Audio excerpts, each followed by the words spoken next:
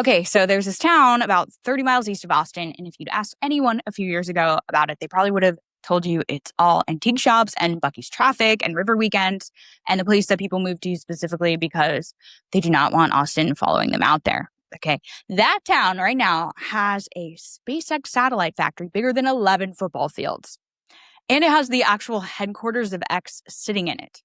And it has the Boring Company and a data center campus people are calling one of the biggest in the world. Like, in the world. I'm Amber Haley, by the way. You're a tech and real estate expert and your future Austin realtor whenever you're ready. And I gotta be honest, every video I have seen on this treats Bastrop like it's like this cute little side note, like, oh, is it the next Austin? And no, stop. It's not becoming the next Austin, okay? It's becoming the thing that I think Austin literally cannot be anymore, which is a place where stuff gets physically built. Okay, let me start with the one that's completely unhinged if you haven't heard it. SpaceX is building something called the Gigasat factory out there. Okay, over 11 million square feet, more than 1,000 acres, and let me say this slowly because it sounds made up. It's a factory that builds satellites that function as AI data centers in space. Musk wants 1 gigawatt of compute up there by the end of 2027, and then scaling up 10 times a year after that, which I don't fully know what that means either, but that sounds like a lot. There's a 10 gigawatt solar operation being built on the same site to power it, and they just partnered with NVIDIA on the actual chips going up there. Now, I have to say this because I feel weird not saying it, but as of mid-July, Bastrop County said they hadn't even gotten a permit application for this whole thing yet, so construction's happening. You can apparently see it, but it's not like fully locked in the way the announcement made it sound. So is it real? Yeah. Is it a done deal exactly as pitched? Well, not yet.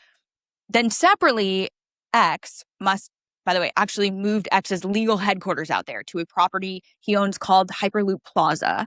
And there's court paperwork saying they're going to move the Austin office employees out there eventually too. Now, that's not a satellite office with a nice logo. That's the actual headquarters. And the Boring Company's been there for like years at this point.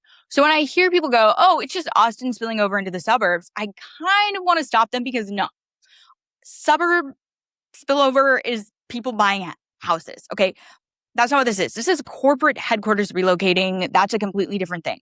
But okay, the part I actually find really interesting, and it's not even a Musk thing, it's the data centers, okay? Because this is where it stops being one guy's company and it starts being a real Texas land and power story. Now, Edge Connects is building this campus, right, in Cedar Creek, right next door, starting at $440 million building. Okay, it's 578 something thousand square feet, and it's ballooned into this huge, like $1.4 billion multi-building thing with a whole second campus phase now in the works too. And here's the part that just happened, like just happened right now.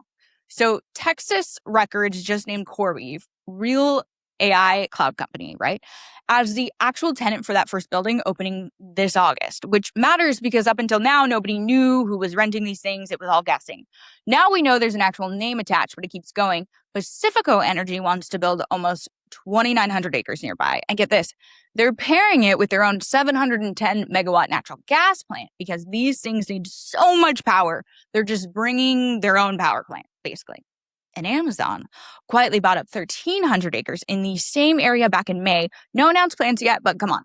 That's Amazon Web Service money, okay? Sitting on dirt in Bastrop County. And if you add this all up, we're talking over 5,500 acres tied to data center stuff in one part of the county. And more than 100 people showed up to a town hall about it a couple weeks ago asking about water, about power, about whether the county is giving away too much in tax breaks, which, fair question, EdgeConX got a 10-year property tax abatement on the first one. Okay, real talk. Though I need to say this because I think people hear billion-dollar data center and they picture thousands of jobs and their house like doubling in value.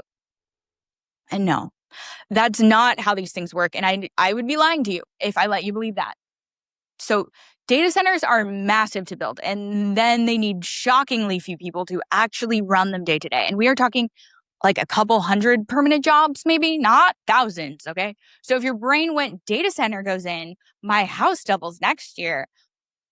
pump the brakes. That's not what's happening here. What's actually happening is bigger and slower, and Central Texas is becoming the physical backbone of the next chunk of American tech, satellites, chips, energy, land, and that honestly really reshapes this entire region over years and years, not overnight. So real estate wise, what does this mean? Well, the land is the obvious one. If you own acreage anywhere near this growth, especially near power infrastructure, you're in a totally different market than someone with a regular suburban house. But near the growth doesn't automatically mean valuable.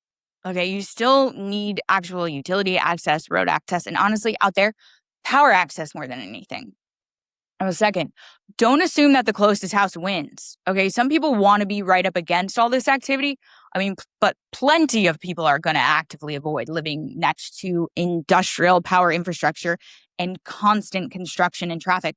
But the real winners here might be like the towns with a really easy commute to the corridor without sitting directly in all of it. Now, Bastrop proper, parts of Manor, maybe Eastern Austin, depends where you actually work.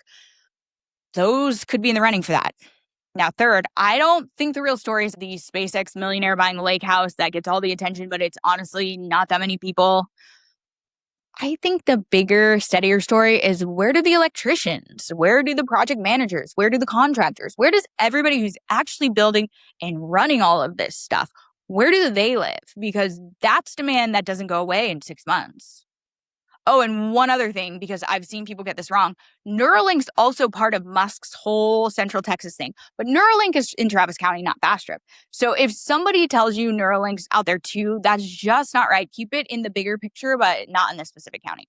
So no, I don't think Bastrop's becoming Austin. Honestly, I think that framing kind of undersells the whole thing. Okay, Austin's got the money, Austin's got the culture, it's got the established scene. Bastrop's becoming the place where the actual stuff is getting built. The satellites, the chips, the power, land, water, all of it. And that fight over how much growth and on whose terms and what's happening in that county and what's happening in those county meetings right now, not someday, right now. Well, if you own property out there, if you're thinking about it, or if you just want an honest read on which parts of this actually make sense for you, for Austin, and what's coming with the real trade-offs, well, I got a form for you below, okay? I am your realtor now in Austin. I will walk you through it. If you enjoyed this video, I post new ones every single week, so don't forget to subscribe to the channel. I can't wait to see you in Austin, or in Bastrop, or in Austin. See you next week.